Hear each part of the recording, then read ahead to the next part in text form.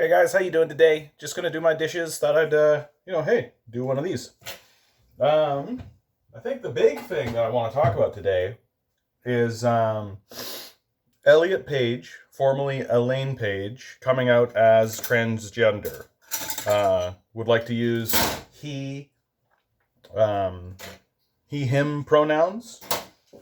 I work with two transgender people, so it seems to me one of the things that our society is starting to figure out is that transgender people were always with us. They're wonderful, lovely, beautiful people going through a absolutely incredible transition or transformation that previously our society has denied them or denied of itself. And now it seems as though the transgender community, the transgender individuals are not only feeling safe in order to come out in such a way, but also feel as though it's something of a duty. I think someone like Elliot, oh my goodness, Elliot Page is going to be a pretty significant ally to that community, as I think we all should be. But, of course, one of the things that also occurs, so our Prime Minister, Justin Trudeau, he comes out in support of Elliot Page, instantly deciding to politicize it, instantly deciding to, but it is, of course, a political act. Like, there's no getting away from that, so I don't really begrudge Trudeau for this. But what I do begrudge Justin Trudeau for is that I consider his support for someone like Elliot Page to be cynical and planned. I don't think he's genuinely extending offer of support as one individual to another. I think that he sees his support of Elliot Page as a way to score political points with his base, and also those who are sympathetic to transgender rights, those who are sympathetic, which is in my view the majority. I do think the majority of people are sympathetic to transgender rights, and that there is just a loud and vocal minority who is against transgender people. I do think that the majority of people have sort of a live and let live attitude, generally speaking. And I think the majority of those people will take a look at Justin Trudeau being like, we support Elliot Page, and go like, good for you, Justin.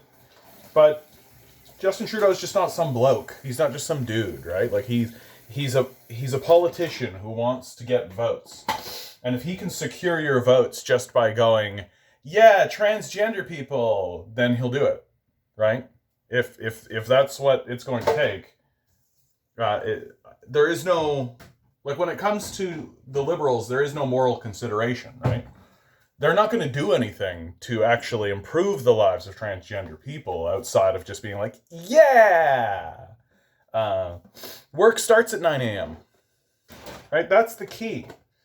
And that's the key thing why I really get kind of grumpy about the Liberals and about Justin Trudeau generally, and their support of diversity issues, because it's just like what's happening in the United States right now under Joe Biden, right? Joe Biden's picking his cabinet, and his cabinet is like a very cynical array, very like specifically chosen group of people to kind of check the diversity box, right? It's that crew of people you would see on like Captain Planet, and you can tell that the conversations in the back room very much are like, oh, she's Chinese and a woman, that checks 2 boxes, right? That kind of thing.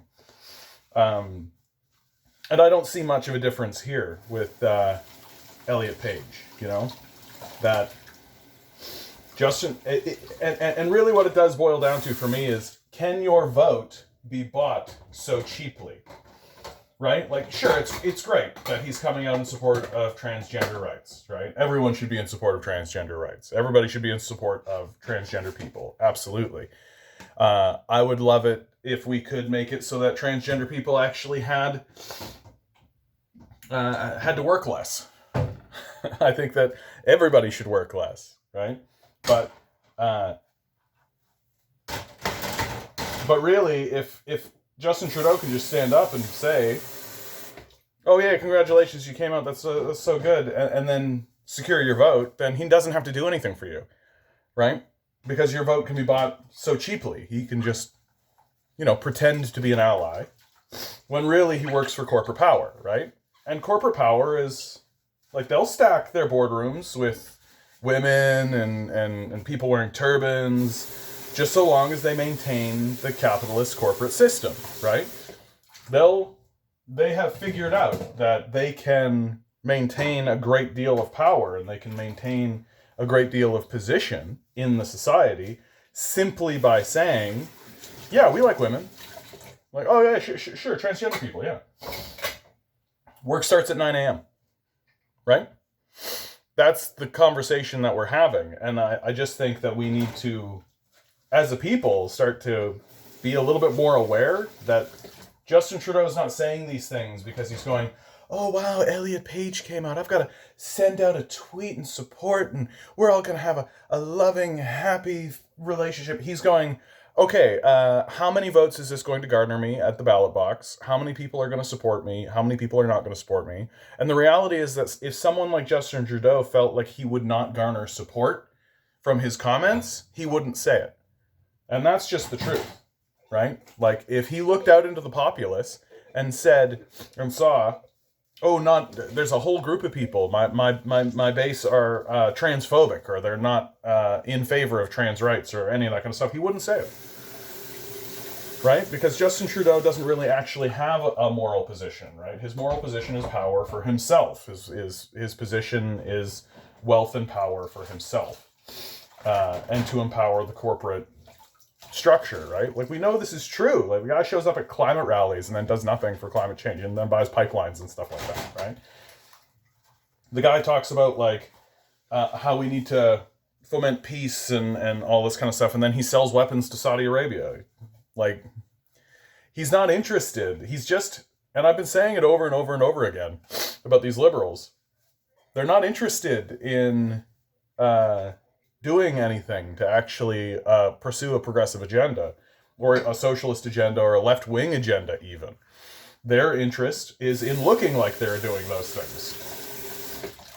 Because if they can deceive a significant enough part of the populace, or scaremonger them into believing that the conservatives will somehow be worse, then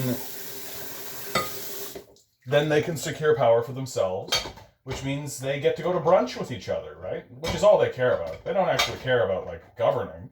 They're leaving governing to the corporate state, right? That's what they're doing. They're leaving the actual governing of the society to corporations. And corporations get to be the power brokers in the society. And as the power of the state declines, then the power of the corporations increases. Like, there's a video game I've got my eyes on called Cyberpunk 77 that I think tells this tale almost perfectly, right? Like, that corporate powers have overwhelmed the nation state, and that there really is no governmental control any longer, right? That there is no governmental administration. It's just corporate powers. And these corporate powers essentially act as little fiefdoms, right? Little kingdoms that vie for power and control amongst each other. And they don't actually have to respond to the needs of the populace, right? Like, as long as they have control over these assets, and as long as they have control over their own institutions, they will gain control of segments of the population simply as a course. This is one of the great lies of capitalism, right? One of the great lies of capitalism is that it's a voluntary system. People genuinely believe that they'll say these sort of insipid, childish things like, well, if you don't like your boss, go get another boss. It's not much different from saying if a slave doesn't like his master, he'll just go get another master. Like, the idea being that, oh, you can just voluntarily choose to leave one form of employment in order to pursue another form of employment. Not fully recognizing or realizing that, like, saying that you can leave one king to go work for another king is not an improvement. That's not an improvement on an individual's life. That the arrangement that you are under is not only unjust, but intolerable. That, and is not voluntary, right? You have to eat. You need food. You need shelter.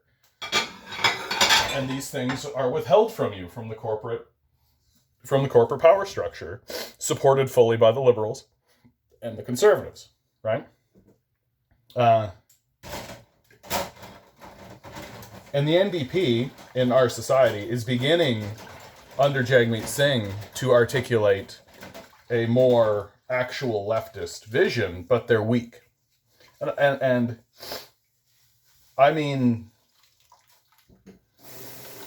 that they are, like, literally weak. They don't actually have that much support in the populace at the moment. And so even if Jagmeet Singh is going there saying, like, yeah, we should nationalize things, and oh yeah, we should do this, that, and the other thing, he's not really he doesn't have the support of the populace to pursue those agendas, right? Because there's so much disinformation about this stuff, and there's so many lies going on. Because people will just eat up. Like when Justin Trudeau is like, yeah, I support Elliot Page. You know, he gets a significant portion of the populace going like, yeah, and voting for him. Because that's how stupid and gullible we are. And that's how little we expect of our political class, right? Like, that's what I think is most important, right? We expect so little from our political class. Because we've had it drilled into our heads for decades. So government can't do anything right, and government doesn't do all that kind of stuff, and government doesn't do this, that, and the other thing. You know, except when the pandemic started, they rolled out a CERB in less than a week, right? Flatten that curve. And then, of course, once the second wave started, they didn't do that, and now look where we are, right? Yeah, government can't do anything right except get to the moon. Like, this easily dismissible, childish narrative that government can't do anything right, when all you have to do is do even a cursory look of what's been going on in our society, but also other societies, right? Like, government is a very powerful institution that can do lots of things very quickly, right? But it requires a will and a desire to actually help and to actually do things that help people. And if you don't have that, if you're, satisfied with just your leadership being mascots, basically, the way that Justin Trudeau is essentially just a mascot, right? If you're satisfied with just a mascot leader who's not actually interested in doing anything, who's not actually interested in pursuing any agenda, who isn't actually interested in fundamentally reforming his own system, right? Like, the liberals are not interested in fundamentally reforming capitalism in any meaningful way, right? They're not interested in that. What they're interested in is maintaining power for themselves. And if they can do that, and if you're gullible enough to just go along with, like, oh yeah, diversity squad, go, then you can be bought cheaply. And I'm just here to say, you should not be so easy to buy. Your vote should be very expensive. I know mine is. I'm not going to get bought just because somebody gives a thumb up to, some minor social issue that doesn't actually affect much of anything, right? Elliot Page coming out was an act of bravery that we should all support. Justin Trudeau supporting him, my mistake. Justin Trudeau supporting him, it's basically meaningless. And if you go along with it, then, I don't know, you're just kind of gullible. All right, that's the end of me, guys. Good luck out there.